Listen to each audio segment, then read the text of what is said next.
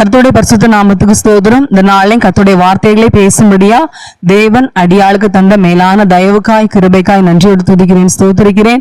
இந்த நாளை நாம் தியானிக்க போற வேத பகுதி ரோமர் 4 அதிகாரம் 17 ரோமர் 4:17 வாசிங்க. அநேக ஜாதிகளுக்கு உன்னை தகப்பனாக ஏற்படுத்தினேன் என்று எழுதியிருக்கிறபடி அவன் தான் விசுவாசித்தவருமாய் மரித்தோரை உயிர்ப்பித்து இல்லாதவைகளை இருக்கிறவைகளைப் போல் அழைக்கிறவருமாய் இருக்கிற தேவனுக்கு முன்பாக நம்ம எல்லாருக்கும் தகப்பனானான். இந்த வேத வசனத்திலிருந்து இல்லாதவைகளை இருக்கிறவைகளை போல் அழைக்கிற தேவன் என்ற வசனத்தின் மூலமாக இந்த நாளையும் இல்லை ஆனா இருக்கு அப்படிங்கிற தலைப்புல நம்ம இந்த நாளையும் கர்த்தருடைய வார்த்தைகளை தியானிக்க போறோம். முதலாவது இந்த வசனத்துக்கு ஆதாரமா 2 ராஜாக்கள் 5 அதிகாரம் 12 வசனம். 2 ராஜாக்கள் 5:12 வாசிங்க. நான் ஸ்நானம் பண்ணி சுத்தமாகிறதற்கு இஸ்ரவேலின் தண்ணீர்கள் எல்லாவற்றை பார்க்கிலும் தமஸ்குவின் நதிகளாகிய ஆப்னாவும் பர்பாரும் நல்லதல்லவோ என்று சொல்லி உக்கிரத்தோட திரும்பி போனான். இங்க நம்ம வாசிக்கிற வேத பகுதி நம்ம எல்லாருக்கும் தெரிந்ததான வேத பகுதி. நாகமான குறித்து நம்ம பார்க்கிறோம். நாகமான குறித்து பார்க்கும்போது சீரிய ராஜாவின் படைத்தலைவனாகிய ஒரு படைத்தலைவன் நாகமானா காணப்படுறான்.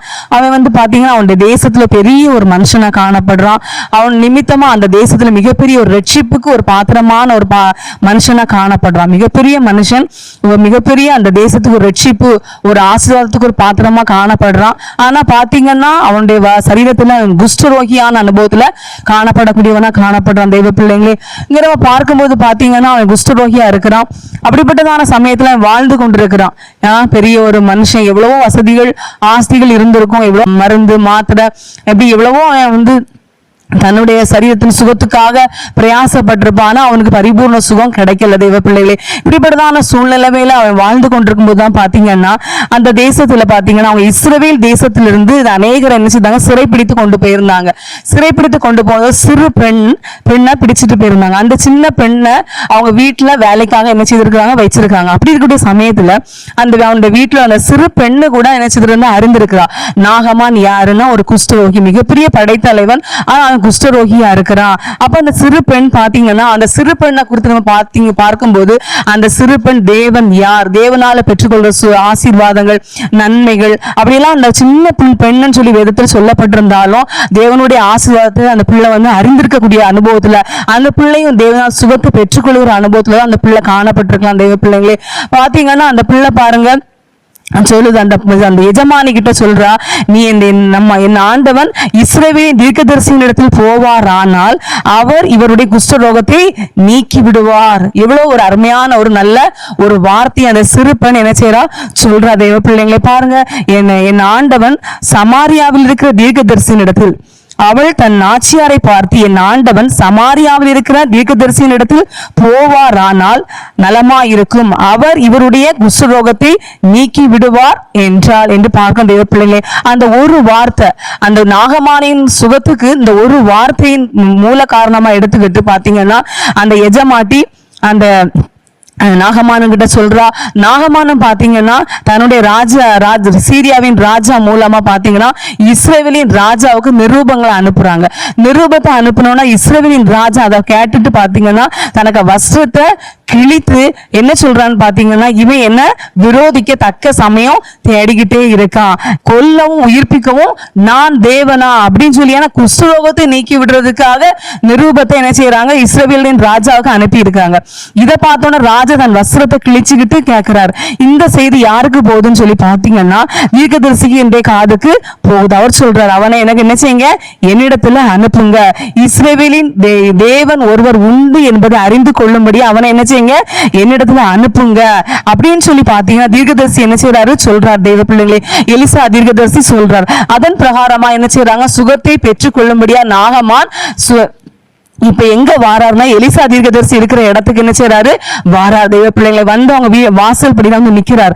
அப்ப இவருடைய இந்த நாகமானுக்கு என்ன ஒரு எண்ணம், ஒரு மனசுல ஒரு ஒரு எண்ணம் இருந்துச்சு அப்படின்னு சொல்லி பாத்தீங்கன்னா இந்த தீர்க்கதரிசி கிட்ட அவங்க என்ன செய்வாங்க, தேவனுடைய நாமத்தினால ஜெபம் பண்ணி என்ன செய்வாங்க, கையை வச்சு தொட்டு ஜெபம் பண்ணி என்ன செய்வாங்க, எனக்கு சுகத்தை தந்துருவாங்க அப்படிங்கிற ஒரு மனசுல ஒரு கற்பனையா கூட என்ன செய்யலாம் நினைச்சிட்டு வந்திருக்கலாம். அங்க பாத்தீங்கன்னா அந்த தீர்க்கதரிசி என்ன சொல்றாருன்னா, அவர் என்ன செய்யல, அந்த நாகமானுக்கு முகத்தை பார்க்கறதுக்கே விரும்பல. அந்த எலிசா தீர்க்கதரிசியுடைய வேலைக்காரன் ஊழியக்காரனை கூப்பிட்டு என்ன சொல்றாங்க, நீ போய் அவனை யோர்தான்ல 7 தரம் மூழ்க சொல்லு அப்படின்னு சொல்லி சொல்றார் தெய்வ பிள்ளைங்களே. அப்ப இந்த நாகமானையும் வந்து இந்த தீர்க்கதரிசி பார்க்க வரல, ஒரு வார்த்தைய அந்த ஊழியக்காரன் சொல்லி அனுப்புறாரு. அப்ப அந்த ஊழியக்காரன் வந்து சொல்றான். இதை கேட்டதான அந்த நாகமானுக்கு கடும் கோபம் வந்துட்டு, என்ன நான் யாரு, நான் எப்படிப்பட்ட ஆளு, எவ்வளவு பெரிய ஆளு, என் பேர் என்ன, என்னை பத்தி யாரு, நான் எப்படி பேரு, என்னுடைய காரியம் எல்லாம் என்ன நான் வந்திருக்கேன் ஒரு கனம் பண்ணல, இப்படி என்ன நான் என் முகத்தை கூட வந்து பார்க்காம இப்படி என்ன செய்துட்டாரு, நீ போய் யோர்தான்ல போய் மூழ்கியா, எங்க ஊர்ல ஆப்னாவும் பர்பாவும் இதை விட நல்ல நதி ஒண்ணு இருக்குது, இந்த யோர்தான்ல தான் மூழ்கணும் அப்படின்னு சொல்லி பாத்தீங்கன்னா அவருக்கு வந்து கடும் கோபம், அவருக்கு வந்து உக்கிர கோபம் பாத்தீங்கன்னா பயங்கரமா அனுபவத்துல காணப்படுறாரு தெய்வ பிள்ளைங்களே. அப்படிப்பட்ட அனுபவத்துல காணப்படும் போதுதான் பாத்தீங்கன்னா அந்த ஊழியக்காரன் நாகமானுடைய ஊழியக்காரன் சொல்றான், ஐயா இந்த உங்க வியாதி நீங்க அந்த தீர்க்கதரிசி ஒரு பெரிய ஒரு வேலையை செய்யணும் அப்படின்னு சொல்லியிருந்தா நீங்க என்ன செய்திருப்பீங்க, கண்டிப்பா செஞ்சிருப்பீங்க.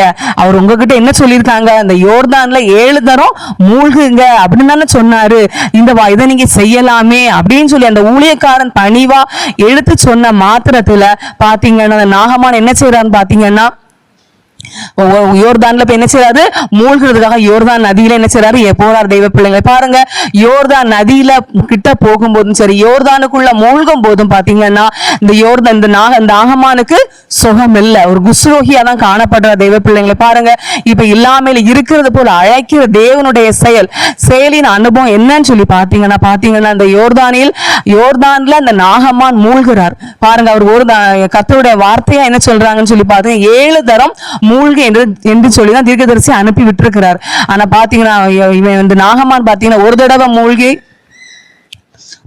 மூழ்கினா போதும், 2 தடவை மூழ்கினா மட்டும் போதும், 3 தடவை மூழ்கினா மட்டும் போதும் அப்படின்னு சொல்லி என்ன செய்யல, நிப்பாட்டிக்கல. போதும், நான் ஒரு தடவை மூழ்கினாலே போதுமே அப்படின்னு சொல்லி என்ன செய்யல, அவர் திருப்தி படல, அவருக்கு சுயமான ஒரு எண்ணத்தோட முடிவு எடுக்கல. தெய்வ பிள்ளைகளை பாருங்க, 7 தடவை பரிபூரணமா கர்த்தருடைய வார்த்தைக்கு ஒப்பு கொடுத்து கீழ்ப்படிந்து அந்த தண்ணீர்ல மூழ்கி 7 தடவை மூழ்கி எழும்பும் போதுதான் பாருங்கன்னா நாகமானுடைய குஷ்டம் சுகமாக்கப்படுது. பிளஸ் என்னன்னு ஒண்ணு பாத்தீங்க, அவருடைய சரீரம் சிறு பிள்ளையின் மாம்சத்தை போல மாற்றப்படுது.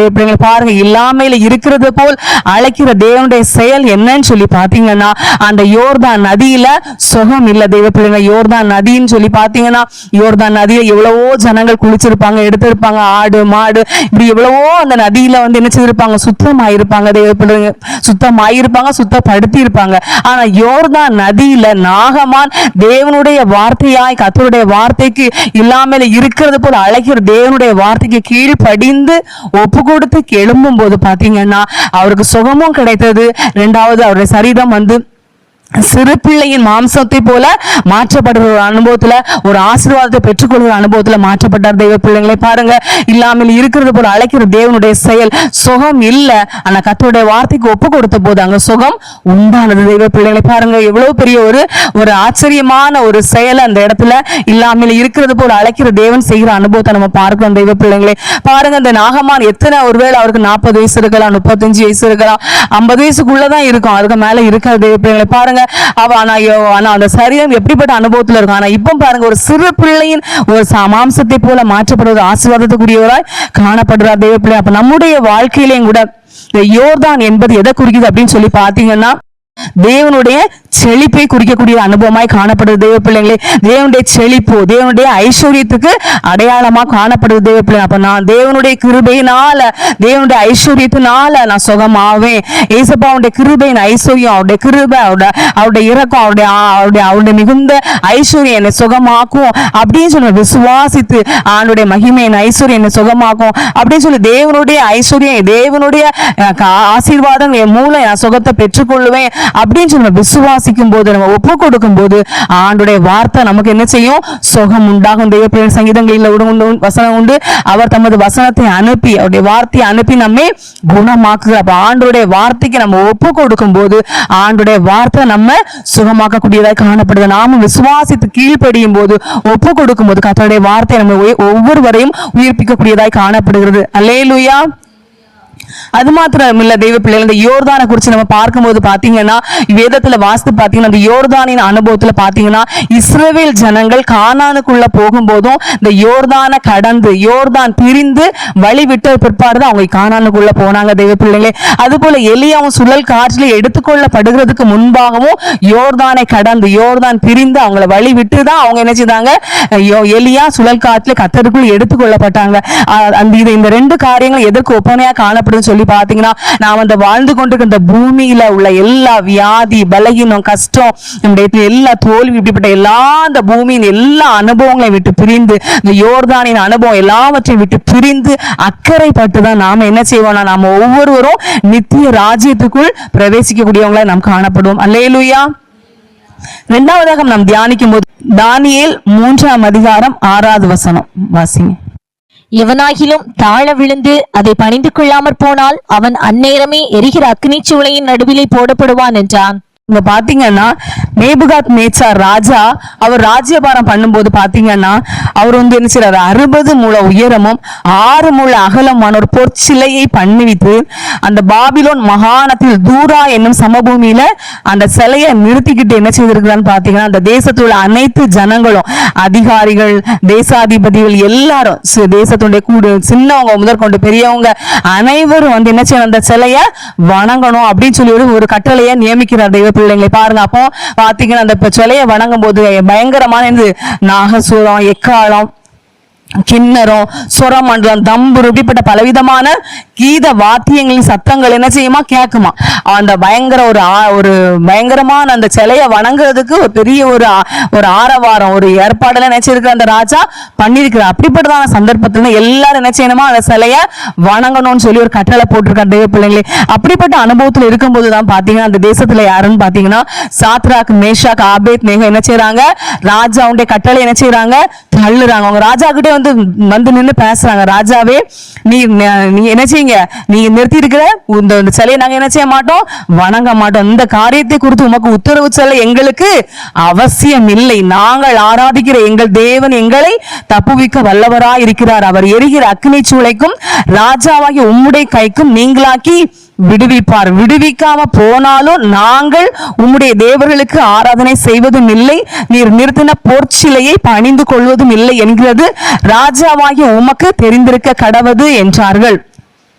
பாருங்க தெய்வ பிள்ளைங்க, ராஜாக்கு முன்னாடி ராஜா எவ்வளவோ அதிகாரிகள், தலைவர்கள்லாம் இருப்பாங்க. அவங்க முன்னாடி வந்து நின்று 3 பேரும் பாத்தீங்கன்னா போல்டா, தைரியமா, வைராக்கியமா என்ன செய்யறாங்க, பேசுறாங்க. நாங்க என்ன செய்ய மாட்டோம், இந்த சிலையை வணங்கவே மாட்டோங்கிறது நேபுகாத் நேச்சாராகிய ராஜாவே உங்களுக்கு தெரிந்திருக்க கடவுது. பாத்தீங்க, இந்த வார்த்தையை இவ்வளவு கேட்ட உடனே ராஜாவுக்கு என்ன செய்துட்டு, நேபுகாத் நேச்சார் கடும் கோபம். ஏற்கனவே கட்டளையிட்டு இருந்த என்ன கட்டளைன்னு சொல்லி பாத்தீங்கன்னா, சிலையை வணங்காதவங்க என்ன செய்யணும், அக்னி சூளையில போடப்படுவாங்க அப்படின்னு.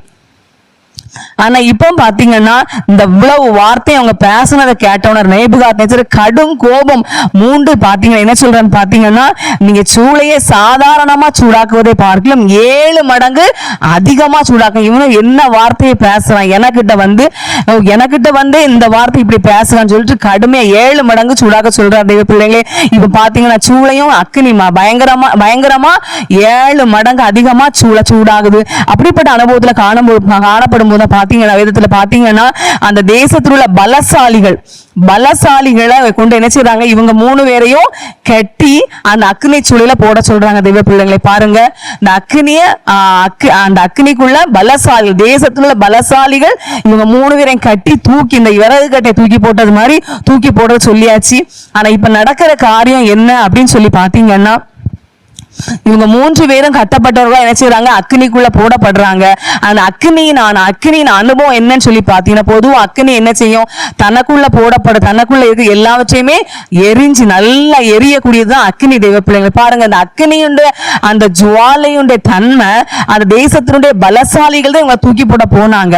அந்த தேசத்தின் பலசாலிகளே அந்த அக்னியின் அந்த உக்கரம், அந்த ஜுவாலை, அந்த அனுபவம் உள்ள போகல, வெளியே தான் நிக்காங்க. ஆனா அவங்களுக்கே தாங்க முடியாம அவங்க என்ன செய்றாங்க, செத்து போறாங்க தேவப்பிள்ளை. அவ்வளவு கடுமையான சூளை அப்படி பற்றி எரியுது தேவப்பிள்ளை. ஆனா பாத்தீங்கன்னா 3 பேர் போடப்பட்டாங்க, அவங்களுக்கு எந்த ஒரு சேதமுமே ஆகல தேவப்பிள்ளைகளை. பாருங்க, இல்லாமல் இருக்கிறது போல அழைக்கிற தேவனுடைய செயல் அப்படி என்னன்னு சொல்லி பாத்தீங்கன்னா பாருங்க, தேவனுடைய நாமத்துக்காக வைராக்கியம் அந்த இடத்துல நின்னதுனால தேவனுடைய செயல் என்னன்னு சொல்லி பாத்தீங்கன்னா வேதத்துல வாசிக்கிறோம், அக்கினி நீ நடக்கும்போது நீ வேகாதிருப்பாய், அக்கினி ஜுவாலை உன் பேரில் பற்றாது. ஏசாயா 43:2 வாசிக்கும் போது அக்கினியில் நடக்கும்போது நீ வேகாதிருப்பாய், அக்கினி ஜுவாலை உன் பேரில் பற்றாது என்ற வேத வசனத்துக்கு ஒப்பாக பாருங்க நம்முடைய தேவனுடைய பிள்ளைகளுக்காக வேதத்துல இருந்து பாத்தீங்கன்னா இஸ்ரவேல் ஜனங்களுக்கும் எகிப்து தேசத்துல இருக்கும்போது பாத்தீங்கன்னா தேவன் ஒரு வித்தியாசத்தை உண்டு பண்ணார் தேவ பிள்ளைங்களை. பாருங்க, எகிப்தியருக்கு காரிருளா இருக்கும், ஆனா இஸ்ரவேலுக்கு வெளிச்சமா இருந்த தேவ பிள்ளைங்களை. பாருங்க, ஒரே சிவந்த சமுத்திரம் தான் தேவ பிள்ளைங்களை. பாருங்க, இஸ்ரவேலருக்கு தேவன் வழி விட்டு ஒரு வெட்டான் தரையாய் பிரவாகித்து ஓடுகிற செங்கடல். ஆனா பாத்தீங்கன்னா அப்படிப்பட்ட செங்கடல் இஸ்ரவேல் ஜனத்துக்கு காய்ஞ்சு போன ஒரு வெட்டாந்தர ஒரு வழியா என்ன செய்வாங்க, இஸ்ரவேல் ஜனங்கள் நடந்து அக்கறைப்பட்டாங்க தேவ பிள்ளைங்களே. ஆனா அதே செங்கடல் பார்வோனுக்கு பாத்தீங்கன்னா அவங்களோட சேனைகளையும் அழிக்கக்கூடிய விதத்துல தேவனாய் கர்த்தர் நினைச்சதாங்க ஒரு மாற்றத்தை செஞ்சாங்க தேவ பிள்ளை. அது போலதான் அங்கேயும் பாத்தீங்கன்னா நம்முடைய தேவனுடைய பிள்ளைங்க 7 மடங்கு அக்கினி சூளை பற்றி எரியுது. ஆனா இல்லாமல் இருக்கிறது போல அழைக்கிற தேவனுடைய செயல் என்னன்னு சொல்லி பாத்தீங்கன்னா நம்முடைய பிள்ளைங்க அந்த அக்கினிக்குள்ள போகும்போதே தேவனாய கர்த்தர் சிருஷ்டிகர்த்தரா இருக்கிறதுனால அந்த எல்லா சூழலின் அனுபவத்தையும் மாற்றி விட்டாங்க தேவ பிள்ளைங்களை. வெளியே இருந்து பாக்குறவங்களுக்கு அக்கினியா தான் இருந்துச்சு. அந்த அக்கினிக்குள்ள தூக்கி போடுறதுக்கு வந்த பலசாலிகளுக்கும் அக்கினியா இருந்துச்சு. அக்கினியுடைய அனுபவம் அவங்கள அவிச்சு அவங்கள இல்லாதவங்கள ஆக்கி போடு, அவங்களுடைய ஜீவன் இல்லாதவங்களை அவங்கள அழிச்சு போட்டுச்சு. ஆனா அதே அக்கினி தம்முடைய பிள்ளைங்க தேவனுடைய நாமத்துக்காக சத்தியத்துக்காக நின்னவங்களை பாதுகாக்கக்கூடிய அக்கினியாக தம்முடைய பிள்ளைங்களுக்கு அந்த இடத்துல அந்த ஒரு சேதம் வராத விதத்துல இல்லாமல் இருக்கிறது போல அழைக்கிற தேவனுடைய செயல் பாத்தீங்கன்னா அந்த இடத்துல ஒரு மிகப்பெரிய ஒரு அற்புதம் நடக்கக்கூடிய அனுபவத்தை யோசித்து பாருங்க தேவ பிள்ளைங்களே. உண்மையா கற்பனை கூட பண்ணி பாருங்களாம், இத்தனை பேருக்கு அக்கினி பற்றி எரியுது, இவ்வளவு பேர் அக்கினி என்ன செய்துச்சு, கொன்னும் போட்டுச்சு. ஆனா அதே அக்கினி ஒரு குறிக்கப்பட்ட 3 பேருக்கு ஒரு சேதமும் வராம அங்க பாத்தீங்கன்னா ராஜாவை பிரமித்து பார்க்கிற நம்ம 3 பேர் எல்லாம் கட்டு உண்டவர்களா போட்டோம், இப்ப 4 பேர் விடுதலையா உள்ள இருக்காங்களே அப்படின்னு சொல்லி ஆச்சரியப்படுகிற விதத்துல பாத்தீங்கன்னா தேவன் அவங்க தம்முடைய தாசரை அனுப்பி அந்த இடத்துல விடுவிக்கக்கூடிய அனுபவத்துல தேவன் தம்முடைய நாமத்தை மையப்படுத்துகிற விதத்துல பாத்தீங்கன்னா மிகப்பெரிய ஒரு அற்புதம், மிகப்பெரிய ஒரு சாட்சி உண்டாக்கப்பட்டது. பாருங்க, அந்த மனிதனால உண்டாக்கப்பட்டதான அக்கினி தேவ பிள்ளைங்களே, அதே அக்கினி அந்த பலவான்களை அழிச்சு கொண்டு போட்டுச்சு. ஆனா அதே அக்கினி தேவ பிள்ளைங்களை பாதுகாத்துச்சு தேவ பிள்ளைங்களே. அதே அக்கினி மூலம் தான் பாருங்க அந்த இடத்துல தேவனுடைய நாம இயேசு கிறிஸ்து தான் உண்மையான தேவன், முழு உலகத்துக்கும் அவர் தான் தேவன், அவரால் அன்றி ரட்சிப்பு இல்லைங்கிறத ப்ரூவ் பண்ற விதத்துல யாரு தூக்கி போடணும்னு சொல்லி சொன்னாங்களோ அதே வாய் இப்ப என்ன சொல்லுதுன்னு சொல்லி பாத்தீங்கன்னா இவர்களுடைய தேவனை தவிர வேற எந்த தேவனையும் பணிந்து கொள்ளக்கூடாது, அவர்தான் வணங்கணும், அவர்தான் சேவிக்கணும்னு சொல்லப்படுகிற விதத்துல அந்த அக்கினியானது சாட்சி கொடுக்கிறதுல தம்முடைய பிள்ளைகளுக்காக அந்த இடத்துல தேவன் மிகப்பெரிய ஒரு அற்புதத்தை செய்யக்கூடியவங்களை காணப்படுறாங்க தேவ பிள்ளைங்களே.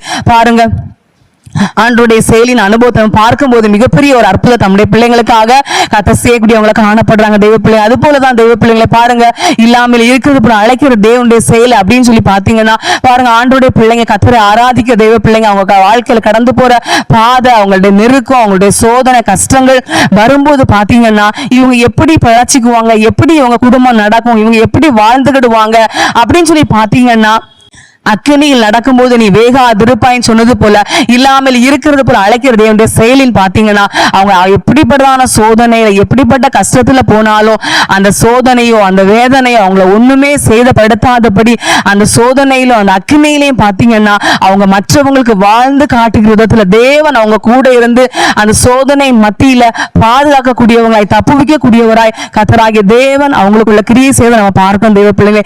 இன்றும் இப்படிப்பட்டதான அநேக சாட்சிகள், அநேக தேவன் நம்முடைய பிள்ளைகளுக்கு பாதுகாக்கிற அனுபவங்கள், நடத்துகிற அனுபவங்களை நம்ம பார்த்து மகிமைப்படுகிற விதத்துல கர்த்தர் இந்த நாட்களை கிரியை செய்யக்கூடிய அனுபவமாய் காணப்படுது தேவ பிள்ளைங்களே. அல்லேலூயா. மூன்றாவதா நம்ம தியானிக்கும் போது 2 ராஜாக்களின் புஸ்தகம் 4ஆம் அதிகாரம் 1 வாசிக்கும் போது 2 ராஜாக்கள் 4ஆம் அதிகாரம் 1 வாசிக்கும் போது வாசிங்க. தீர்க்கதரிசிகளுடைய புத்திரரில் ஒருவனுக்கு மனைவியாயிருந்த ஒரு ஸ்திரீ எலிசாவை பார்த்து, உமது அடியானாகிய என் புருஷன் இறந்து போனான், உமது அடியான் கர்த்தருக்கு பயந்து நடந்தான் என்பதை அறிவீர். கடன் கொடுத்தவன் இப்போது என் 2 குமாரரையும் தனக்கு அடிமைகளாக்கி கொள்ள வந்தான் என்றாள். எலிசா அவளை நோக்கி, நான் உனக்கு என்ன செய்ய வேண்டும்? வீட்டில் உன்னிடத்தில் என்ன இருக்கிறது சொல் என்றான். அதற்கு அவள், ஒரு குடம் எண்ணெய் அல்லாமல் உமது அடியாளுடைய வீட்டில் வேறொன்றும் இல்லை என்றாள். அப்பொழுது அவன், நீ போய் உன்னுடைய அயல் வீட்டுக்காரர் எல்லாரிடத்திலும் அநேகம் வெறும் பாத்திரங்களை கேட்டு வாங்கி உள்ளே போய் உன் பிள்ளைகளுடன் உள்ளே நின்று கதவை பூட்டி அந்த பாத்திரங்கள் எல்லாவற்றிலும் வார்த்து நிறைந்ததை ஒரு பக்கத்தில் வை என்றான். அவள் அவனிடத்திலிருந்து போய் தன் பிள்ளைகளுடன் கதவை பூட்டி கொண்டு இவர்கள் பாத்திரங்களை அவளிடத்தில் கொடுக்க அவள் அவைகளில் வார்த்தாள். அந்த பாத்திரங்கள் நிறைந்த பின் அவள் தன் மகன் ஒருவனை நோக்கி, இன்னும் ஒரு பாத்திரம் கொண்டு வா என்றாள். அதற்கு அவன், வேறே பாத்திரம் இல்லை என்றான். அப்பொழுது எண்ணெய் நின்று போயிற்று. பாருங்க தெய்வ பிள்ளைகள், இங்க பாத்தீங்கன்னா அந்த சம்பவம் நம்ம எல்லாருக்கும் தெரிந்த சம்பவம் தான். தீர்க்கதரிசிகளின் புத்திரரி அப்படி அவங்க வாழ்ந்து கொண்டிருந்த அனுபவத்துல பாத்தீங்கன்னா, ஒருவனுக்கு மனைவியா இருந்த தீர்க்கதரிசியுடைய ஒரு மனைவி, தீர்க்கதரிசியானவர் இறந்து போயிட்டார். இப்ப பாத்தீங்கன்னா அவங்க மனைவி 2 குமாரர்கள் காணப்படுறாங்க. அந்த தீர்க்கதரிசி பாத்தீங்கன்னா பூமியில வாழ்ந்த நாட்கள் கடன் வாங்கி இருக்கிறாங்க. ஆனா கடனை கட்டாமலே மறிச்சிட்டாங்க. இப்ப கடனை அடைக்காததுனால கடன்காரங்க வந்து அந்த என்ன சொல்றாங்கன்னா, நீங்க உங்க கடனை அடைக்கிறதுக்கு உங்க 2 பிள்ளைகளை நாங்க என்ன செய்யறோம், பிடிச்சிட்டு போறோம், கடனை தந்துட்டு உங்க பிள்ளைங்களை என்ன செய்துக்கோங்க, மீட்டுக்கோங்க அப்படின்னு சொல்லி என்ன செய்யறாங்க, பயமுறுத்துறாங்க. இப்படி சம்பவத்தினால பாத்தீங்கன்னா இந்த சகோதரி வந்து எலிசா தீர்க்கதரிசி இடத்துல வந்து சொல்றா, ஆண்டவனே இப்படிதான் சம்பவம், இப்படி ஆகி போச்சு, இப்ப என் 2 பிள்ளைகளை பிடிச்சிட்டு போறாங்க, எனக்கு கணவனும் இல்ல, பிள்ளைகளையும் பிடிச்சிட்டு போறாங்கன்னு சொல்லி வேதனையோட தன்னுடைய இயலாமைய தன்னுடைய நிலவரத்தை சொல்லி என்ன செய்யறாங்க, அழுறாங்க. தெய்வ பிள்ளைகளை பாத்தீங்கன்னா இப்ப தீர்க்கதரிசி சொல்றாரு, என்ன சொல்றான்னா, உன்கிட்ட என்ன இருக்கு அப்படின்னு கேக்குற, உனக்கிட்ட என்ன இருக்கு? அப்ப அந்த சகோதரி சொல்றாங்க, எனக்கு எங்க வீட்டுல ஒரு குடம் எண்ணெய் மாத்திரம் தான் இருக்கு, வேற எதுவுமே எங்க வீட்டுல இல்ல அப்படின்னு சொல்லி என்ன செய்றாங்க, நிலவரத்தை, உண்மையான நிலவரத்தை சொல்றாங்க. தெய்வ பிள்ளைகளை பாருங்க, அந்த தீர்க்கதரிசி சொல்றாங்க, நீ என்ன செய்யணும், உங்க அயல் வீட்டு பக்கத்து வீட்டுக்கு எல்லா வீடுகள்ல இருந்து என்ன செய்யுங்க, பாத்திரங்களை ஃபர்ஸ்ட் நீங்க வாங்குங்க அப்படின்னு சொன்னோன்னு பாத்துங்க, அவங்க பிள்ளைங்களும் அந்த சகோதரி 3 பேரும் என்ன செய்திருப்பாங்க, பக்கத்து வீடு, தெரிஞ்சவங்க தெரியாதவங்க எல்லா வீடுகள்லையும் போய் என்ன செய்திருப்பாங்க, பாத்திரம், குடம், சர்வம், என்ன செய்வாங்க, குத்து போன இப்படி என்னெல்லாம் உண்டோ பெரிய பெரிய பாத்திரங்களை என்ன செய்திருப்பாங்க, வாங்கியிருப்பாங்க. மற்றவங்களும் தந்த எல்லா பாத்திரத்தையும் வாங்கி அவங்க வீடு ஃபுல்லா என்ன செய்திருப்பாங்க, வச்சிருப்பாங்க. இப்ப சொல்றாரு தீர்க்கதரிசி சொல்றாரு, நீங்க என்ன செய்யுங்க, இப்ப போய் அந்த உங்க கதவை பூட்டிக்கிட்டு அந்த குடத்துல இருக்கல எண்ணெய், அந்த எண்ணெய் எடுத்து அந்த காலி பாத்திரத்துல எல்லாம் ஊற்றுங்க அப்படின்னு சொல்றாங்க. ஊற்றுங்கன்னு சொன்ன அந்த மாத்திரத்துல பாத்தீங்கன்னா அதே போல அவங்க என்ன செய்யறாங்க, சகோதரி செய்யறாங்க. அவ்வளவு காலி பாத்திரத்திலயும் அந்த ஒரு குடம் எண்ணெய், அவங்க வீட்டுல இருந்தது ஒரு குடம் எண்ணெய் தான். தெய்வ பிள்ளைகளே, அந்த ஒரு குடம் எண்ணெயில அவங்க கடனை அடைக்க முடியல. ஆனா அங்க பாத்தீங்கன்னா எல்லாமே இருக்கிறது போல அழைக்கிற தேவனுடைய செயலின் அனுபவம் என்னன்னு சொல்லி பாத்தீங்கன்னா, ஒரு குடம் எண்ணெய் தான் இருக்கு. ஆனா அந்த ஒரு குடம் எண்ணெய் என்ன செய்யறாங்கன்னு சொல்லி பாத்தீங்கன்னா, அந்த காலி பாத்திரத்துல எல்லாம் ஊற்றுறாங்க. ஊற்றும் போது பாத்தீங்கன்னா காலி பாத்திரங்கள் எல்லாம் எண்ணெயால நிரப்பப்படுது, எண்ணெயால வார்க்கப்படுது. பிள்ளைகளே, அப்படி வார்க்கப்படுற அனுபவத்துல பாத்தீங்கன்னா எல்லா பாத்திரமும் வார்த்தாச்சு. சொல்றாங்க, இன்னொரு பாத்திரம் கொண்டு வாங்க, வேற பாத்திரம் இல்ல அப்படின்னு சொன்ன மாத்திரத்துல பாத்தீங்கன்னா எண்ணெய், அந்த குடத்துல உள்ள எண்ணெய் நின்று போயிற்று என்று பார்க்கிறோம். தெய்வ பிள்ளைகளே, இப்ப சொல்ற தீர்க்கதரிசி என்ன செய்யுங்க, இப்போ இந்த எல்லா எண்ணெயும் விற்று உங்க கடனை அடைச்சு நீங்க என்ன செய்யுங்க, நீங்க வாழுங்க, சந்தோஷமா ஜீவனம் பண்ணுங்க. அந்த வார்த்தையின் பிரகாரமா பாத்தீங்கன்னா அவங்க நினைச்சாங்க, அதே போலவே நினைச்சாங்க, எண்ணெயை விற்று கடனையும் அடைச்சிட்டு, எண்ணெயை வித்து கடனையும் அடைச்சி அவங்க வாழ்றதுக்கு, அவங்க ஜீவனம் பண்ண, சமாதானமா ஜீவனம் பண்ற விதத்துல அங்க ஒரு அற்புதம் நடக்குது.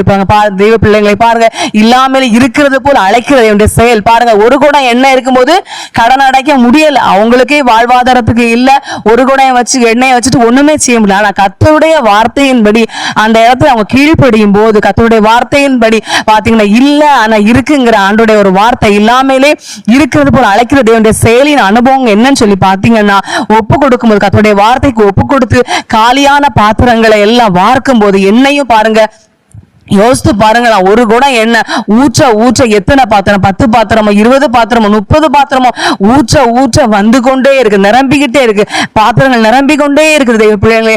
அப்படி எவ்வளவு பெரிய ஒரு இல்லாமையில் இருக்கிறது போல் அழைக்கிறது அவனுடைய செயலின் அனுபவத்தை பார்க்கும்போது பாத்தீங்கன்னா மிகப்பெரிய ஒரு அற்புதம் நடக்குது. அந்த அவங்களும் என்ன செய்யறாங்கன்னு சொல்லி பாத்தீங்கன்னா அந்த கடனையும் அடைத்து அவங்களும் ஜீவனம் பண்ற விதத்துல அவங்களுக்கு திருப்தியாக்கப்படுகிற அனுபவத்துல தேவனாய் கர்த்தர் என்ன செய்யறாங்க, மிகப்பெரிய ஒரு அற்புதத்தை அந்த இடத்துல செய்கிற ஒரு அனுபவத்தை பார்க்கும் தெய்வ பிள்ளைங்க. கடனும் அடைஞ்சி அவங்க வாழ்வதற்கும் ஒரு குறைவுமே இல்லை. மற்றவங்கள்ட்ட கையேந்தணும், மற்றவங்க எங்களுக்கு தரமாட்டாங்களா, ஹெல்ப் பண்ண மாட்டாங்களா அப்படின்னு நினைக்கக்கூடிய இடமே இல்லாத விதத்துல அவங்க கையில காசு வச்சு சாப்பிடுற விதத்துல தேவன் ஒரு மிகப்பெரிய ஒரு ஆசீர்வாதத்தை செய்யக்கூடியவங்கள காணப்படுறாங்க தெய்வ பிள்ளைங்களே. பாருங்க, இந்த 2 குமாரர் என்பது எதை குறிக்குன்னு சொல்லி பாத்தீங்கன்னா 2 குமாரர்களும் 2 கற்பனையை குறிக்கக்கூடியதா காணப்படுது பிள்ளைங்களே. ஒரு குடம் எண்ணெய் என்பது எதை குறிக்குன்னு சொல்லி பாத்தீங்கன்னா ஜீவனை காட்டக்கூடியதாய் காணப்படுது தெய்வ பிள்ளைங்களே. பாருங்க, 2 கற்பனை என்னன்னு சொல்லி பாத்தீங்கன்னா நம்ம எல்லாருக்கும் தெரியும். நம்ம இந்த முழு இதயத்தோடும் முழு ஆத்மாவோடும் முழு பலத்தோடும் தேவனில் அன்பு கூற வேண்டும். 2வது கற்பனைன்னு சொல்லி நீ உன்னிடத்தில் அன்பு கூறுவது போல பிறனிடத்திலும் அன்பு கூற. இந்த 2 கற்பனையின்படி நம்ம வாழுகிறதற்கு நம்ம ஜீவனையே நம்ம இழக்கும், தன் ஜீவனை இழக்கிறவன் நித்திய ஜீவ காலமாய் பெற்றுக்கொள்வான் என்று வேதவசனம் சொல்லுது. அது போல தன்னுடைய ஜீவனையே தன்னுடைய ஜீவனையே அர்ப்பணி தேவனுடைய கற்பனையின்படி நம்ம வாழும் போது, தேவனுடைய கற்பனையின்படி நம்ம ஜீவிக்கும் போது கற்பனை என்ன செய்து பாதுகாக்கப்படுது பிள்ளைங்களே. அப்படிப்பட்ட அனுபவம் நம்முடைய ஜீவியத்துல நம்ம வாழ வேண்டியது அவசியமான ஒன்றா காணப்படுது பிள்ளைங்களே. பாருங்க, அந்த எண்ணெய் வார்த்தது போல பாருங்க, வேதத்திலிருந்து வாசிக்கும் போது அன்னாள் என்கிற சகோதரி பாத்தீங்கன்னா தன்னுடைய இருதயத்தை கர்த்தருடைய சமூகத்துல ஊற்றி விட்டாள் என்று பார்க்கணும். தேவனுடைய சமூகத்துல தன்னுடைய இருதயத்தை ஊற்றி அந்த சகோதரி ஜெபிக்கிறாங்க. ஜெபித்ததன் பலனாக பாத்தீங்கன்னா அவளுக்கு தேவன் என்ன செய்றாங்க, அவள் என்ன செய்றாங்க, என்னுடைய மலடி இந்த பேர் மாத்திரம் போகணும் ஏசப்பா, ஆண்டவரே எனக்கு ஒரு குழந்தைய மட்டும் தந்தாப்ப நிந்த போனா போதும் சொல்லிதான் அழுது தேவ சமூகத்துல அவங்க அழுது தேவ சமூகத்துல என்ன செய்றாங்க, ஜெபிக்கிறாங்க. அதன் பலனாக தேவனுடைய சாமுவேலையும் கர்த்தர் கொடுக்கிறாங்க. அதுக்கு பிற்பாடும் 5 குழந்தைகளையும் கர்த்தர் கொடுத்து என்ன செய்றாங்க, சகோதரிய ஆசீர்வதிக்கிறாங்க தெய்வ பிள்ளை. அது மாத்திரமல்ல, மார்க் 14:3 கூட நம்ம வாசிக்கும் போது பாத்தீங்கன்னா அங்க மரியாள் என்கிற ஒரு சகோதரியை குறித்து நம்ம பார்க்கிறோம். அந்த சகோதரி கூட பாத்தீங்கன்னா ஏசப்பா இருந்த அந்த வீட்டுல அவருடைய சிரசின் மேல வெள்ளைக்கல் பரணியை கொண்டு வந்து நினைச்சுதா ஊற்றினா தேவ பிள்ளைகளை பாருங்க. அது ஊற்றுனதுனால பாத்தீங்கன்னா இன்னைக்கும் அந்த சகோதரி பேசப்படுற விதத்துல என்ன செய்றாங்க, வேதத்துல எழுதப்பட்டு இன்றைக்கு நம்ம சுவிசேஷமா பேசப்படுற விதத்துல சகோதரி காணப்படும். நம்முடைய வாழ்க்கை கர்த்தருடைய சமூகத்துல நாம நம்முடைய இருதயத்தை தேவ சமூகம் ஊற்றும் போது தேவனால் நம்ம ஆசீர்வாதத்தை என்ன செய்யறோம், பெற்றுக்கொள்ளக்கூடிய நாம் காணப்படுகிறோம். அல்லேலூயா. மார்க் 8:1 வாசிக்கும் போது, மார்க் 8:1 வாசிக்கும் போது, மார்க் 6:34 வாசிக்கும் போது வாசிங்க. அந்த நாட்களிலே திரளான ஜனங்கள் கூடி வந்திருக்கையில் அவர்கள் சாப்பிடுகிறதற்கு ஒன்றுமில்லாத போது இயேசு தம்முடைய சீஷரை அழைத்து, ஜனங்களுக்காக பரிதபிக்கிறேன், இவர்கள் இப்பொழுது என்னிடத்தில் தங்கியிருந்த 3 நாளாய் சாப்பிட ஒன்றுமில்லாதிருக்கிறார்கள்.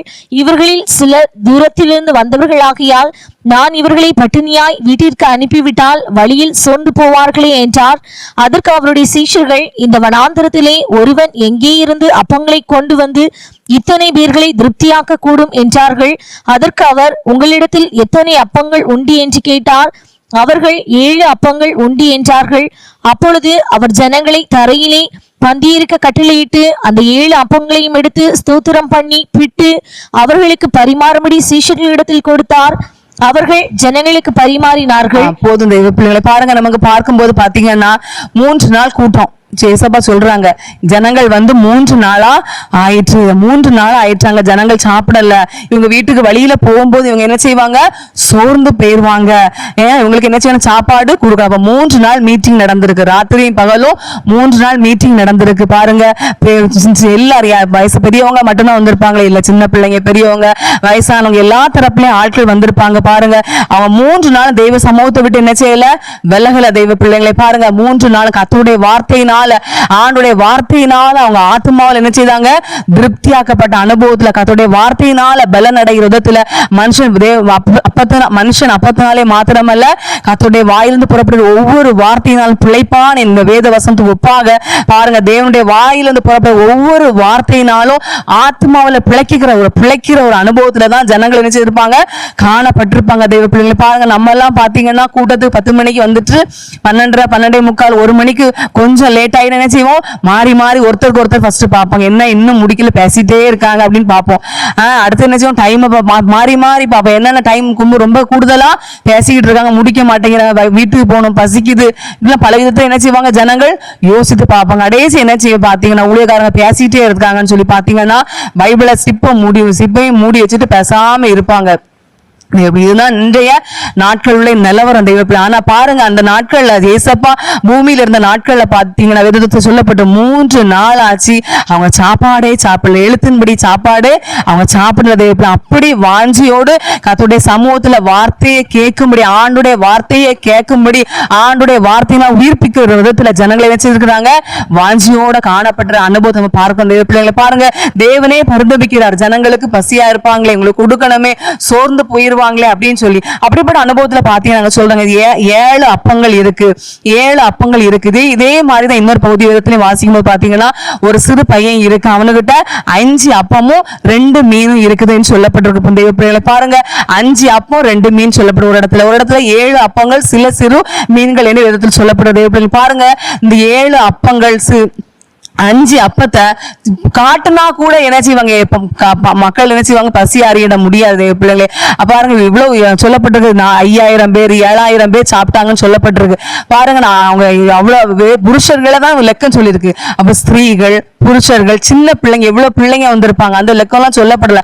அந்த இந்த இருக்க அந்த 5 அப்பத்தையும் 7 அப்பத்தையும் பிச்சு கொடுத்தா கூட பிள்ளைங்களுக்கு கூட என்ன செய்யாது, பத்தாது, பசியாரா. ஆனா பாருங்க, இல்லாமலே இருக்கிறது போல அழைக்கிற தேவனுடைய செயல் அப்படின்னு சொல்லி பாத்தீங்கன்னா, அந்த அப்பத்தை கர்த்தருடைய சமூகத்துல கர்த்தரிடத்துல கொண்டு வந்த போது ஏசப்பா என்ன செய்யறாங்க, அதை ஸ்தோத்திரம் பண்ணி அதை ஆசீர்வதிக்கிறாங்க, ஜெபிக்கிறாங்க தெய்வ பிள்ளைகளை. பாருங்க, ஜெபித்தது பலனா பாத்தீங்கன்னா அந்த 5 அப்பமும் 2 மீனும் 7 அப்பங்களும் சிறு மீன்களும் பாத்தீங்கன்னா 5000 பேர் போஷிக்கப்படுகிற விதத்துல. பாருங்க, புருஷர்கள் 5000 பேர்னா பெண்கள் கூட்டமும் அதிகமா இருக்கும், பிள்ளைங்களும் அதிகமா இருப்பாங்க. அவ்வளவு பேரும் லேசா வயிறு சும்மா லேசா தான் சாப்பிட்டோம் அப்படின்னு இல்ல, பசியார சாப்பிட்டோம் அப்படின்லாம் இல்ல தெய்வ பிள்ளைகளே.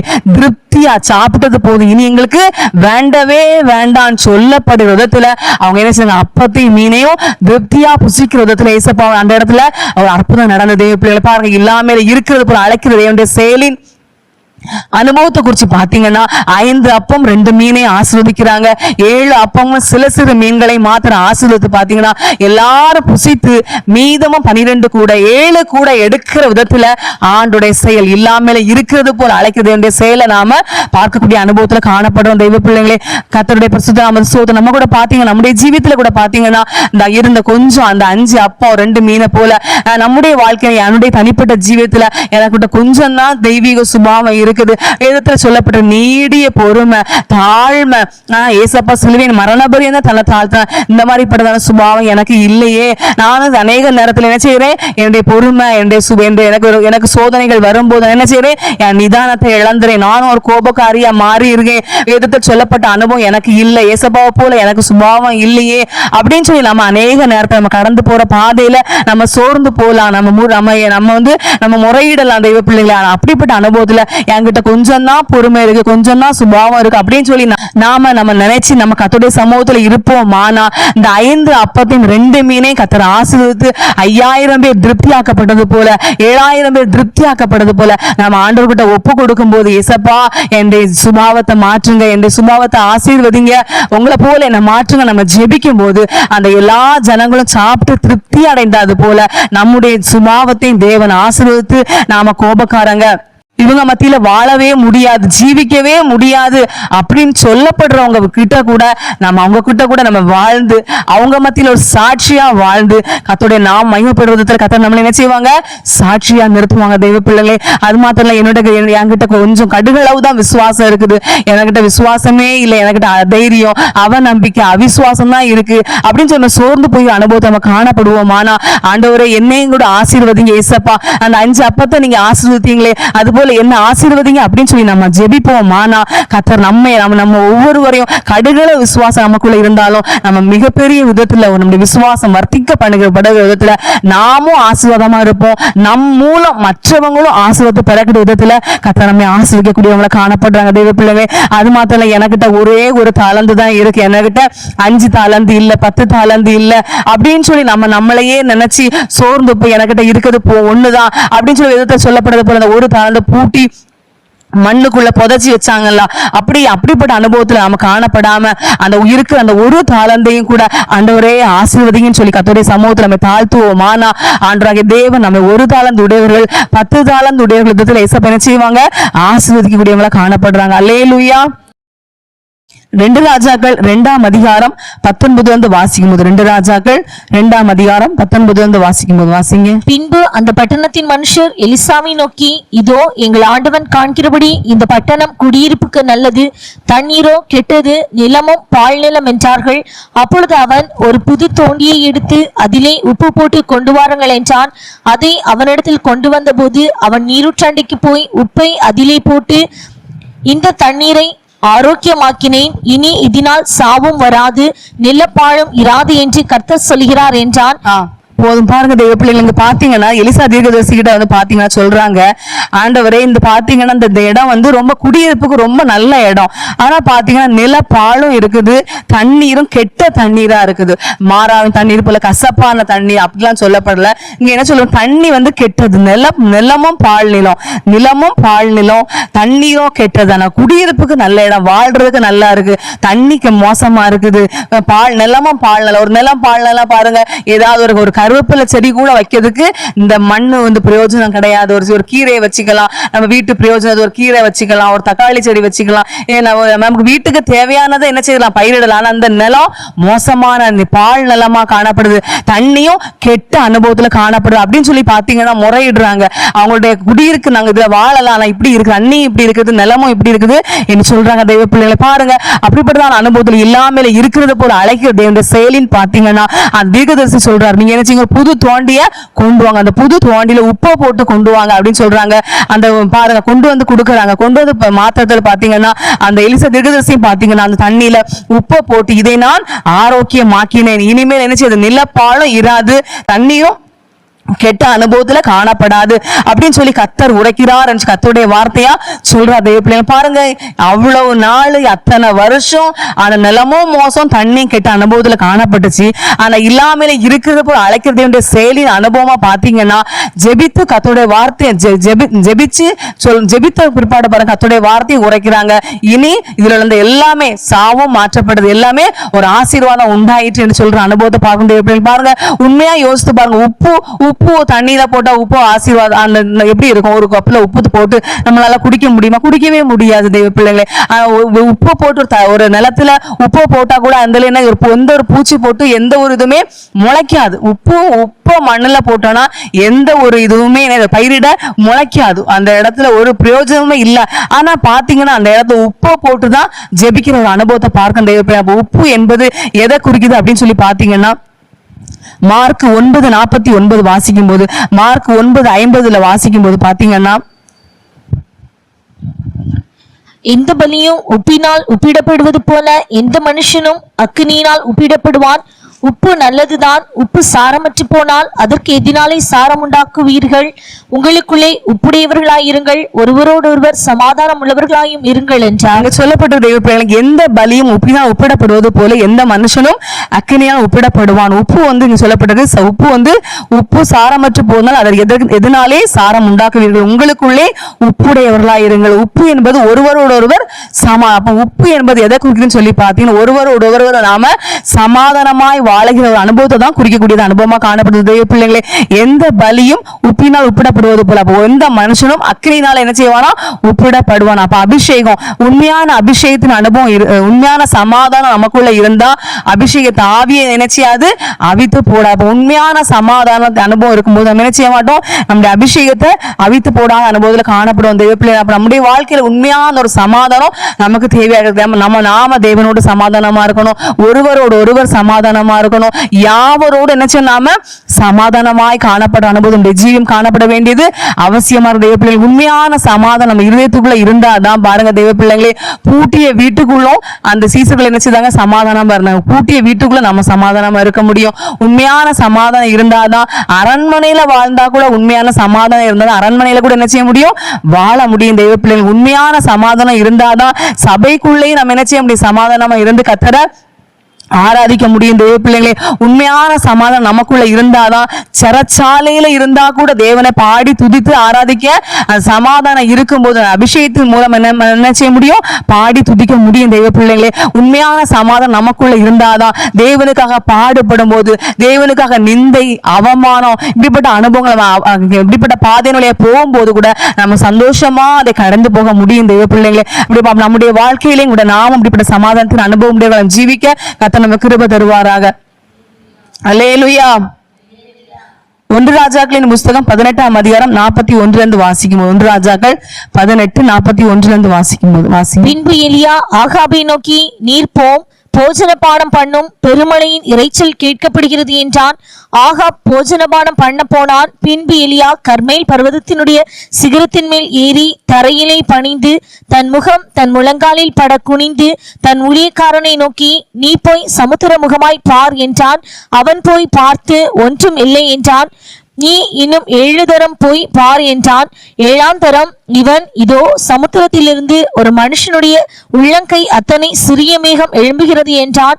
அப்பொழுது அவன், நீ போய் ஆகாபை நோக்கி, மழை உம்மை தடை செய்யாதபடிக்கு ரதத்தை பூட்டி போய்விடும் என்று சொல் என்றான். அதற்குள்ளாக வானம் மேகங்களினாலும் காற்றினாலும் கருத்து பெருமழை உண்டாயிற்று. ஆகாப் ரதத்தில் ஏறி இஸ்ரேலுக்கு போனான். பாருங்க தெய்வ பிள்ளைகளை, பாருங்க தேசத்துல பாத்தீங்கன்னா மழை இல்ல, தேசத்துல மழை இல்ல. ஆனா கர்த்தர் சொல்றாங்க எலியாக்கு தீர்க்கதரிசி கிட்ட, நீ போய் உன்னை ஆகாப்பு கிட்ட காண்பி, நான் தேசத்தின் மேல மழையை கட்டளையிடுவேன் அப்படின்னு சொல்றாங்க. தெய்வ பிள்ளைகளை பாருங்க, இப்ப பாத்தீங்கன்னா எலியா தீர்க்கதரிசியும் கர்த்தருடைய வார்த்தையாக இந்த ராஜாவை பார்க்க வந்திருக்கிறாரு. நீர் போம், போஜனபானம் பண்ணும், பெருமழையின் இரைச்சல் கேட்கப்படுகிறது அப்படின்னு சொல்றாரு. தெய்வ பிள்ளைங்களை பாத்தீங்கன்னா அவர் சொன்ன அந்த வார்த்தையை சொல்றாரு, கர்த்தருடைய வார்த்தையா சொல்றாரு. தேசத்துல மழை இல்ல, ஆனா அப்படிப்பட்ட அனுபவத்துல பாத்தீங்கன்னா கர்த்தருடைய வார்த்தையை சொல்லும் போது இல்லாமலே இருக்கிறது போல அழைக்கிற தேவனுடைய வார்த்தையா அந்த இடத்துல வார்த்தையை சொல்லப்படும் போது பாத்தீங்கன்னா மழை பெய்யறதுக்குள்ள எந்த ஒரு அறிகுறியுமே இல்ல. தெய்வ பிள்ளைகளை பாருங்க, அந்த தீர்க்கதரிசி பாத்தீங்கன்னா தன்னுடைய ஊழியக்காரன் சொல்றாரு, நீ போய் சமுத்திர முகமா போய் பாரு அப்படின்னு சொல்லி பாக்க. அவர் போய் பார்த்துட்டு ஒண்ணுமே இல்ல. 7 தடவை நீ போய் பாரு. அப்ப 7 தடவை அந்த ஊழியக்காரனை வந்துட்டு போய் பாக்குறாரு. தெய்வ பிள்ளைகளை பார்த்தவ 7ஆம் தடவை சொல்ற, ஒரு மனுஷனுக்கு உள்ளங்கை எந்த சின்ன அளவு, அந்த சின்ன உள்ளங்கை மேகத்துல தெரியுதுன்னு சொல்ற. உடனே சொல்றாரு, நீங்க என்ன செய்ய ராஜா, நீங்க ரதத்தை பூட்டி பெய்யுங்க, பெருமழை உங்களை தடை செய்யாது, வீட்டுக்கு நீங்க போங்க, வீட்டுல போய் போஜனம் பண்ணுங்கன்னு சொல்லி என்ன செய்றாரு, அனுப்பி விடுறாரு. அதே பாருங்க, இல்லாமல் இருக்கிறது போல அழைக்கிறது என்ற செயலின்னு பாத்தீங்கன்னா கொஞ்ச நேரத்துக்குள்ளாகவே பாத்தீங்கன்னா மேகம் கருத்து பெருமழையின் அனுபவம் என்ன செய்து உண்டாயிற்று. பெருமழையின் இரைச்சல் கேட்கிற விதத்துல பெருமழை அடிச்சு கொளுத்தக்கூடிய பாருங்க உள்ளங்கை மேகம் தான், உள்ளங்கை மேகம்தான் பெருமழை பெய்யறதுக்கு ஒரு அனுபவமா காணப்படுது. பாருங்க தேசத்துல மழையே இல்லை, பஞ்சம், மழை இல்லைன்னா பாருங்க எப்படி இருக்கும். நமக்கெல்லாம் தண்ணி இல்லைன்னா யோசித்து பாருங்க. ஆடு மனுஷங்களுக்கும் கஷ்டம்தான், இருக்கிற மிருக ஜீவன்களுக்கும் கஷ்டம்தான், எல்லாவற்றுக்குமே கஷ்டம்தான். அவ்வளோ கஷ்டப்பட்டு இருந்தாங்க தேசத்தின் ஜனங்கள், ராஜாக்கள் முதற்கொண்டு குடியானவங்க எல்லாரும் கஷ்டப்பட்டு இருந்தாங்க. அப்படிப்பட்ட அனுபவத்துல பாத்தீங்கன்னா கர்த்தருடைய வார்த்தை உண்டாகி போகும்போது, கர்த்தருடைய வார்த்தையை சொல்லும் போது இல்லாமல் இருக்கிறது அழைக்கிறது செயலின் அனுபவங்கள் பாத்தீங்கன்னா உள்ளங்கை மேகம் பெருமழை பெய்கிற விதத்துல என்ன செய்து ஒரு மிகப்பெரிய ஒரு ஆசீர்வாதம் உண்டாகிற அனுபவத்துல மாற்றப்படுது. இந்த மேகம் என்பது எதை குறிக்குதுன்னு சொல்லி பாத்தீங்கன்னா ஜெபத்துக்கு அடையாளமா குறிக்கப்படுது. பிள்ளைகளை பாருங்க, வேதத்துல இருந்து நம்ம பார்க்கும்போது பாத்தீங்கன்னா யோபுடைய புஸ்தகம் 42:10 வாசிக்கும் போது பாத்தீங்கன்னா அங்க சொல்லப்படும், யோபு தன் சிநேகிதர்களுக்காக வேண்டுதல் செய்த போது கர்த்தர் அவன் சிறையிருப்பை மாற்றினார். யோபுக்கு முன்னிருந்த எல்லாவற்றை பார்க்கிறோம், கர்த்தர் அவனுக்கு 2 தனியாய் தந்தருளினார் என்று வேதத்தை வாசிக்கின்ற பாருங்க. யோபுக்கு பாருங்க அவருடைய ஜீவியத்தில், அவருடைய சரித்திரத்துல புஸ்தகத்தின் முதல் அதிகாரத்திலிருந்து 41 அதிகாரம் வரைக்கும் பாத்தீங்கன்னா அவர் கடந்து போன பாதைகள், அவருக்கு வந்த சோதனை, சாத்தானால வந்த சோதனை, தேவனுடைய நாமத்துக்காக அவர் வைராக்கியம் நின்னதுனால சாத்தானே வந்து சோதிக்கிறது, தேவனும் ஒப்பு கொடுக்கிற விதத்துல பாத்தீங்கன்னா அந்த இடத்துல பாருங்க சோதனை வந்துச்சு. அந்த சோதனை வந்து எல்லாமே வீழ்ச்சி, எல்லாம் போயிட்டு ஒண்ணுமே இல்லை, இருக்குது யோபுடைய மனைவி மாத்திரம். அப்படிப்பட்ட அனுபவத்துல பாத்தீங்கன்னா சகோதரர்கள் வர்றாங்க, அவங்களும் வந்து பாத்தீங்கன்னா கொஞ்ச நாள் 7 நாள் துக்கம் கொண்டாடுறாங்க. அதுக்கு பிற்பாடு பாத்தீங்கன்னா அவங்க எல்லாம் வாயை திறந்து பேசுற வார்த்தைகள் பாத்தீங்கன்னா யோபுக்கு ஒரு ஆறுதலை கொடுக்கிற அனுபவம் இல்ல. தெய்வ பிள்ளைகளை பலவிதமான வார்த்தைகளை பேசுறாங்க, பலவிதமான செயல்கள் எல்லாம் வேதத்துல பார்க்கணும். அப்படிப்பட்ட சூழ்நிலைமையில பாத்தீங்கன்னா யோபு 42:10 வாசிக்கும், யோபு வேதத்துல வாசிக்கிறோம், யோபு தன் சிநேகிதருக்காக வேண்டுதல் செய்த போது பாருங்க, அப்படிப்பட்ட சூழ்நிலைமையிலையும் யோபு தனக்காக ஜெபிக்கல, தன்னுடைய சிநேகிதருக்காக ஜெபித்த போது கர்த்தர் யோபுடைய சிறையிருப்பை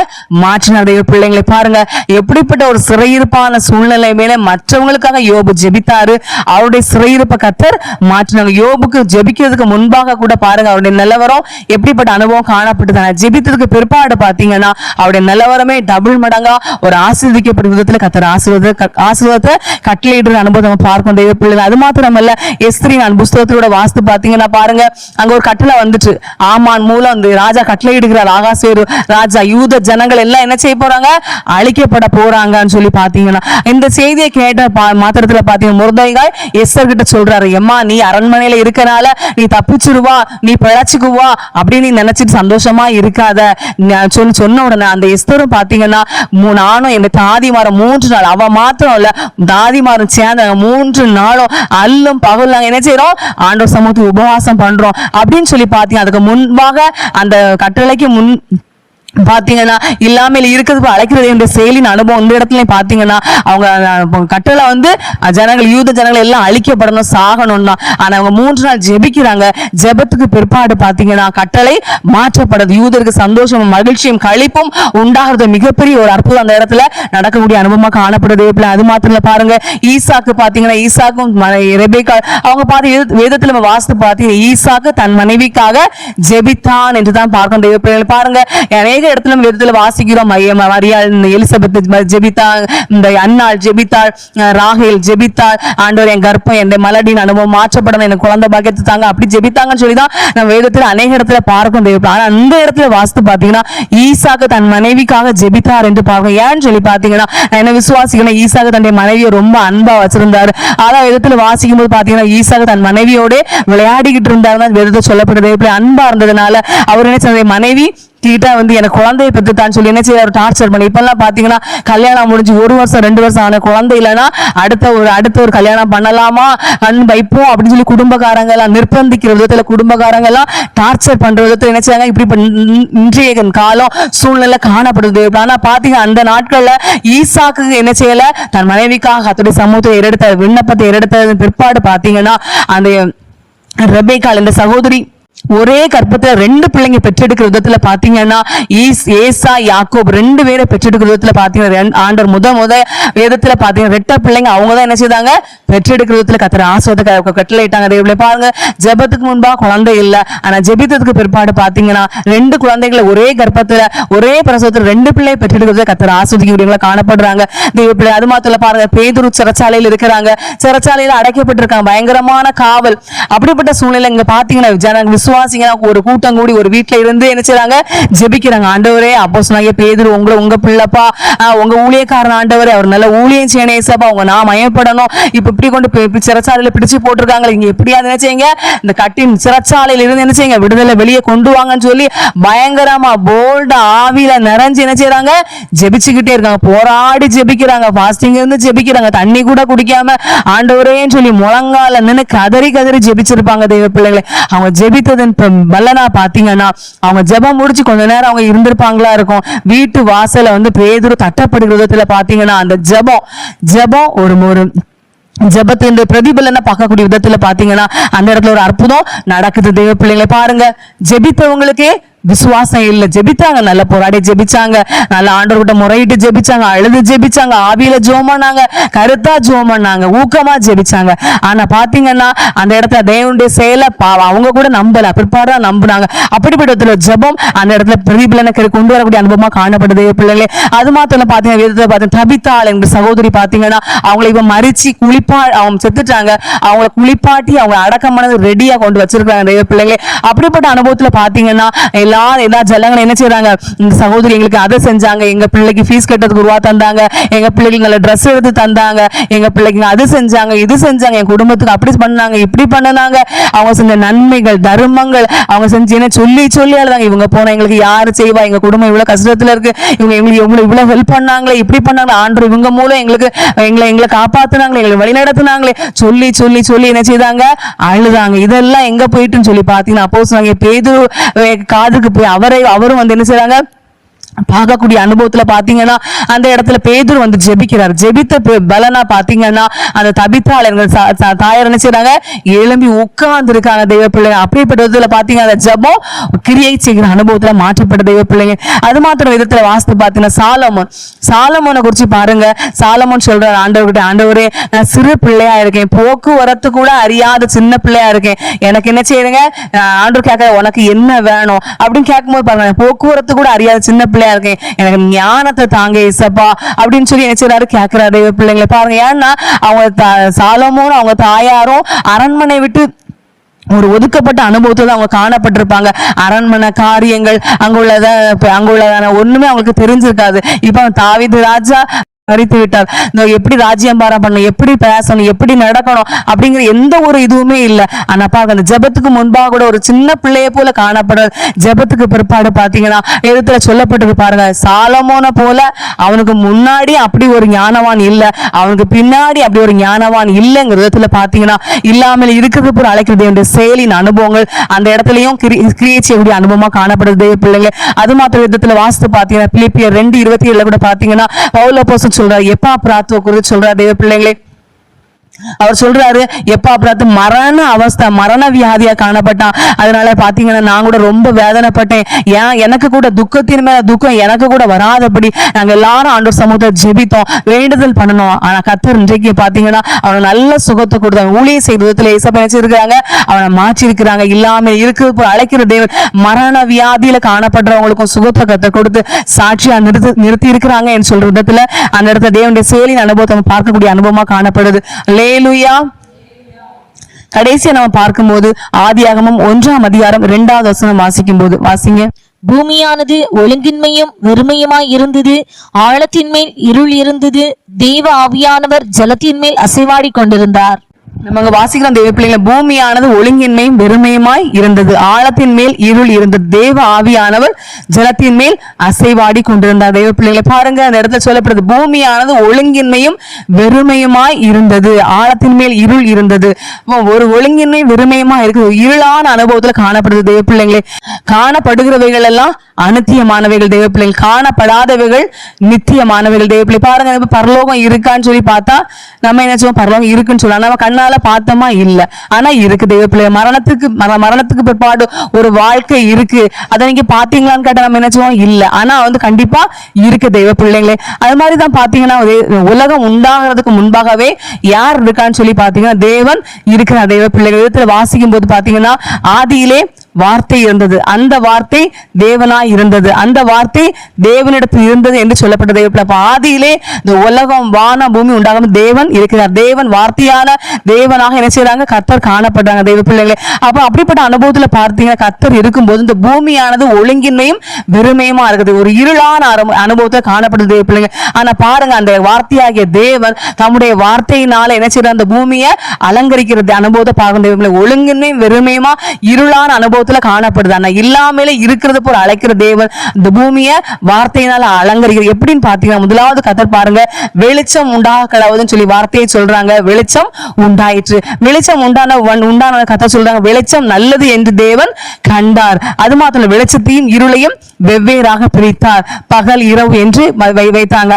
அதுக்கு பிற்பாடு பாத்தீங்கன்னா ஜலத்தின் மத்தியில ஆகாய விரிவு உண்டாக கடவுது, ஜலத்தினின்று ஜலத்தை பிரிக்க கடவுது அப்படின்னு சொல்லி பாத்தீங்கன்னா ஒவ்வொரு தேவனுடைய சிருஷ்டிப்பின் காரியங்கள் என்ன செய்யறாங்க, வெட்டாந்தர தனியா இருக்கணும், ஜலம் தனியா பிரிந்து இருக்கணும் இப்படின்னு சொல்லி பார்த்து தேவனுடைய சிருஷ்டிப்பின் அனுபவங்கள் நாம இந்த வேதத்துல என்ன செய்யறோம் தெய்வ பிள்ளைங்களே பார்க்கணும். தெய்வ பிள்ளைங்களை பாருங்க, பூமியானது புல்லையும் விதையை பிறப்பிக்க பூண்டுகளையும் பூமியின் மேல் தங்கள் விதையை உடைய கனிகளை தரக்கூடிய ஜாதிகளை கொடுக்கிறதான கனி விருட்சங்களையும் முளைப்பிக்க கடவுது அப்படின்னு சொல்லி என்ன சொல்றாங்க தெய்வ பிள்ளைங்க. பாருங்க பூமியை பார்த்து சொல்றாங்க, நீ என்ன செய்ய, உனக்கிட்ட கனி விருட்சங்களை முளைப்பி அப்படின்னு சொல்றாங்க. கனி விருட்சங்கள் முளைக்குது தெய்வ பிள்ளைங்களே.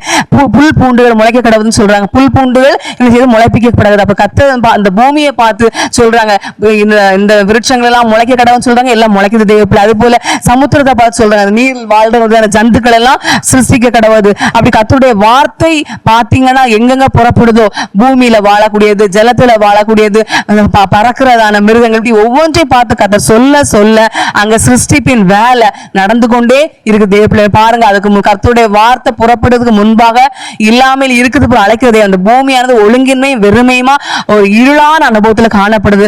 ஆனா அதே செயலின் அனுபவமா கர்த்தருடைய வார்த்தை புறப்படும் போது பாத்தீங்கன்னா அந்த ஒழுங்கின்மையும் வெறுமையும் மாற்றப்பட்டு இருளின் அனுபவங்கள் மாற்றப்பட்டு தேவனே நல்லது என்று சொல்லப்படுகிற விதத்துல, நல்லது என்று காணக்கூடிய விதத்துல என்ன செய்யறாங்க, அந்த பூமியானது ஒரு ஆசீர்வதிக்கப்பட்ட அனுபவமா காணப்படுது பிள்ளைகளே.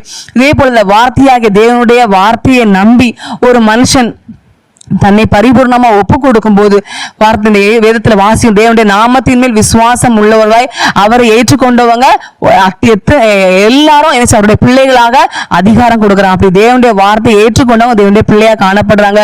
தேவனுடைய வார்த்தையின் ஏற்றுக்கொண்ட ஒவ்வொரு தெய்வ பிள்ளைகளும் அவனுடைய வார்த்தையின்படி வாழும் போது, அவனுடைய வார்த்தையின்படி ஜீவிக்கும் போது, ஒப்பு கொடுக்கும் போது, அந்த வார்த்தையை நம்பி அவங்க ஜீவிக்கும் போது நித்திய ஜீவனை பெற்றுக்கொள்ளும் விதத்துல கர்த்தர் என்ன செய்யறாங்க, அவங்களுக்குள்ள கிரியை செய்யறாங்க. தெய்வ பிள்ளைகளை மனுஷனுக்கு என்று தேவன் வைத்திருக்கதான நித்திய ஜீவன் மாத்திரமல்ல, பரலோகம், எருசலேம், சீயோன், எருசலேமை பெற்றுக்கொள்ளும் விதத்துல வானவரின் மேனியையும் பெற்றுக்கொள்கிற ஒரு மனுஷனை கர்த்தர் என்ன செய்யறாங்க, ஆசீர்வதிக்கக்கூடியவங்களா காணப்படுறாங்க. தெய்வ பிள்ளைகளே, இந்த நாளையும் கூட நம்ம கேட்டதான அந்த வசனத்தின் பிரகாரமா இல்லாமையில் இருக்கிறது போல் அழைக்கிற தேவன் இல்ல, ஆனா இருக்கு. இந்த வார்த்தையின் மூலம் கர்த்தருடைய வார்த்தை நம்ம கேட்டோம். அந்த வார்த்தைகளின் மூலம் கர்த்தருடைய ராஜ்யத்துக்கு கர்த்தர் நம்மை ஒவ்வொருவரையும் தகுதிப்படுத்துவாராக. ஆமென். Praise the Lord.